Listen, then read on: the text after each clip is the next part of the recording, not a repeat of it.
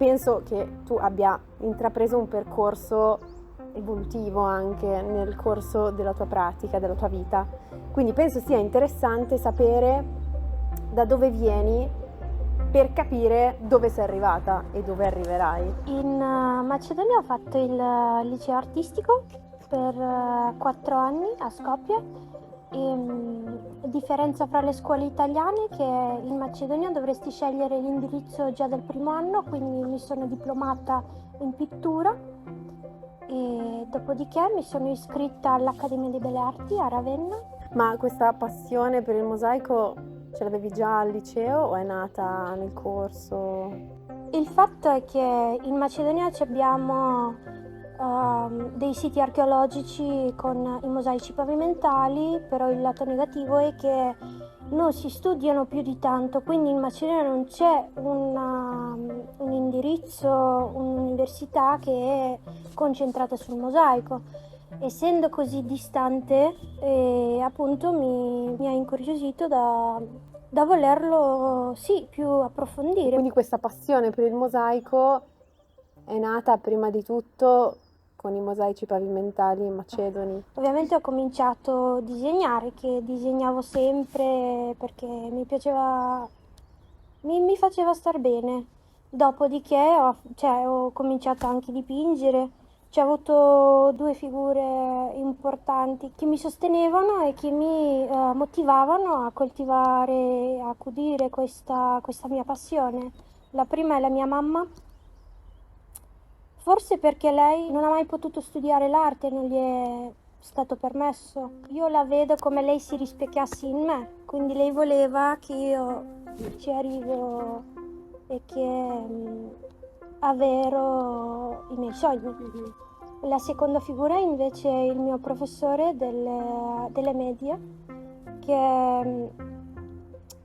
ha notato questa mia passione e ha cercato comunque sempre di farmi partecipare a diversi concorsi d'arte per i ragazzi e di portarmi ai diversi come residenze per i ragazzi. Tanti non erano a favore, no, della mia scelta di iscrivermi al liceo artistico di Skopje, prima perché era nel capitale, era lontano, e seconda perché solo con l'arte non si sopravvive, no?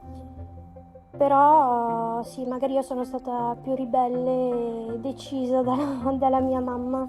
Lì stavo in un dormitorio per i studenti e bene o male ho avuto la possibilità di tornare spesso a casa per i weekend così, però era la mia prima volta quando io sono uscita di casa a 13 anni. Per cui arrivare qui a Ravenna è stato un gioco da ragazzi, niente in confronto a spostarti. Non proprio, perché esatto, sì. Allora, guardandolo con gli occhi d'oggi, cioè io mi dico, cavolo, cioè devo ammetterlo, è stato difficile, no? Però lì, appena sono arrivata, ero molto entusiasta, energica, no, di scoprire una nuova città, una nuova cultura, una nuova lingua, conoscere nuove persone e quindi non me la sono sentita come pesantezza. Perché tu sei arrivata qui con Alexander, giusto? Sì, esatto, siamo arrivati insieme nel 2016. E invece per quanto riguarda, perché prima dicevi, hai usato questa parola bellissima, accudire la tua passione, i tuoi interessi, l'arte, eccetera. Ti ricordi un episodio, un momento della tua vita in cui hai detto mosaico è quello che voglio fare, voglio proseguire? C'è un evento che ti è rimasto particolarmente nel cuore? Sì, perché allora nel terzo anno del liceo artistico avevamo di fare 2 progetti di mosaico e allora c'era il professore che ci dava magari dei soggetti da scegliere a fare riproduzione e io allora non so se chiamarlo magari un segno, avevo scelto di fare una riproduzione al ritratto di Giustiniano e quindi dopodiché quando c'era il momento di informarsi un po' per l'università, ho scoperto appunto Ravenna con l'Accademia, col mosaico, ho detto cavolo, io ci voglio andare lì. Quindi poi sei arrivata qui e hai visto Giustiniano dal vivo. Cavolo! Cavolo! che sì, è stata una grande emozione. Non conosco il tuo fare mosaico prima dell'utilizzo del rame, però immagino che ci sia stato un prima, quindi utilizzare un mosaico, fare un mosaico di tipo tradizionale.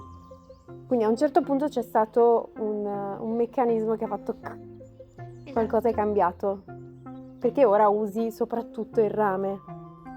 Allora, il primo accenno era nel terzo anno dell'Accademia e non alla materia di mosaico, però alla materia di decorazione con il professore artista Graziano Spinosi. Da lì ho cominciato a lavorare con rame e per un attimo l'avevo lasciato a parte. Cercavo la mia strada col mosaico in altri posti. L'ho ripreso l'anno scorso e mi sono lasciata andare, mi sono buttata a sperimentare e cercare come potrei usare io questo materiale, cioè il metallo, il mosaico, però non la tessera tradizionale del mosaico, però comunque la frammentazione. Oltre all'incontro con Spinosi, in te qualcosa è cambiato? Ti sei trovata più accolta, diciamo, con l'utilizzo del metallo, del rame? Hai presente magari quando cerchi sempre, cioè di trovare te stessa però per le vie sbagliate, magari guardando dei idoli e cercando comunque dici ok, questa è una strada che funziona, quindi vai per quella. E mi ero un po' persa, allora dico come potrei usare il mosaico come tecnica per esprimere quello che mi interessa, quello che voglio, come lo posso sfruttare. Magari cioè, inconsciamente comunque il terzo anno dell'Accademia, il rame, il cucito del rame e poi studiando il filato, che le prime basi erano di rame, le cassine e ho cominciato a mettere i pezzi assieme come per gioco, incastrandoli insieme, ho detto ci provo con questo elegante. Quindi poi è nata questa tua passione per il metallo, l'utilizzo del rame ed è nata la serie Ermafrodite, che è una delle opere in serie che porterai alla mostra Coregna Radici Roots all'Hotel Palazzo Galletti Abbiasi, di cui noi siamo molto contenti ovviamente e molto fieri. E questa è una opera in serie. Come mai il discorso della serie e anche il titolo? Perché poi non è immediato. Allora, mi ricordo bene che a una lezione discutevamo sulla disuguaglianza dei due sessi, fra l'uomo e la donna. E fino a quel punto, io sapevo solo la mia di realtà, quindi dicevo, ma no, ormai siamo andati avanti, non siamo più nel Medioevo. Esatto. Invece quando mi sono confrontata anche con alcuni dei compagni che provengono dall'Oriente, esiste ancora questa questione. Sì, magari ci siamo evoluti dal pensiero aristotelico, la donna appartiene a casa, l'uomo lavora però comunque c'è ancora ad oggi, perché una donna magari non può fare falegnameria, non può fare la piastrellista o non può guidare un camion, per dire, se vogliamo andare agli estremi. E quindi dopo ho fatto una ricerca e questo lavoro è una risposta simbolica, è una rivolta simbolica verso che ancora oggi alcune di queste questioni esistono, sono presenti in certi paesi. Inizialmente è nato come libro d'artista, per quello che sono in serie e sono come pagine. Lo vedo anche come un autoritratto, anche questa rivolta dentro di me, magari che le persone magari ti dicano ma no, non ce la fai perché sei femmina. E quindi vivono insieme, convivono, o almeno ci provano, perché poi convivono insieme a forza. Sono belle Esatto. cucite tra di loro queste due Esatto. presenze. Sì. Quindi non so se sono d'accordo. Sì, però comunque volevo, mettere d'accordo il cucito, che lo chiamiamo una cosa tipica da fare, e il metallo, anche se il rame no, è uno dei metalli più morbidi, comunque mettere queste due cose alla stessa bilancia, che una persona può fare tutti e due. Cucire, quando dici no, cucire metallo, no, il cucito lo associ al morbido, al leggero, e il metallo invece lo associ alle cose pesanti, che richiedono più forza fisica. Invece Baccar è l'altra opera che porti all'Hotel Palazzo, che viene dopo Ermafrodite, ma in qualche modo io guardandola ritrovo di più il mosaico in quest'opera. C'è stato un ritorno o come si è evoluta il tuo pensiero? Un ritorno, però guardandolo con nuovi occhi, cioè più un ritorno di prendere qualcosa che l'avevi messo Da parte. esatto, da parte, in pausa lì da qualche angolo, no, che stava aspettando.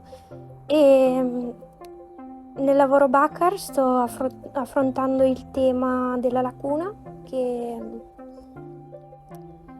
la lacuna come restauro nei lavori, nei mosaici. E allora c'era questo pensiero che per un po' mi frullava in testa, perché il restauro si debba fare sul lavoro originale, perché si deve ritoccare qualcosa, no? Che è stato fatto e fa la sua vita. Cioè, in particolare magari i mosaici quando si danneggiano bisogna restaurarli, però usi nuovi materiali, usi nuovi eleganti e tutto questo. Allora ci ho pensato alla lacuna mobile, che potresti guardarla in due aspetti.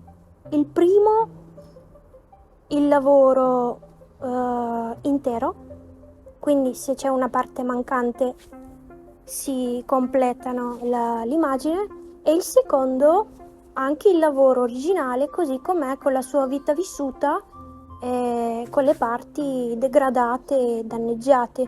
Quindi volevo questo distacco fra le due parti, appunto anche per dar più rispetto ai lavori più vecchi. Ed è molto bello secondo me il fatto che dai quasi la stessa importanza, se non la stessa importanza, al vuoto e al pieno, quindi alla lacuna e alla similtessera, Esatto. che è il rame, che poi utilizzi modellando il rame. Esatto. Quindi come se il vuoto, lo spazio in mezzo, l'interstizio avesse la stessa importanza, lo stesso rispetto. Credo assolutamente che anche l'interstizio fra le tessere, fra i frammenti, ha la stessa importanza come i frammenti, gli elementi sì, fa parte del lavoro. Tornando al discorso frammenti, Sì. ci sono frammenti che dividono i tuoi step di lavoro? I tuoi step di lavoro sono frammentati? Hai un percorso che di solito intraprendi? Sì, a volte questi step possono essere, magari si mischiano, non sono allineati, però da solito parto scrivo i pensieri, parole, frasi, tutto quello che magari mi ha lasciato una forte impressione o sentimento. Dopo abbozzo e pian piano passo al lavoro.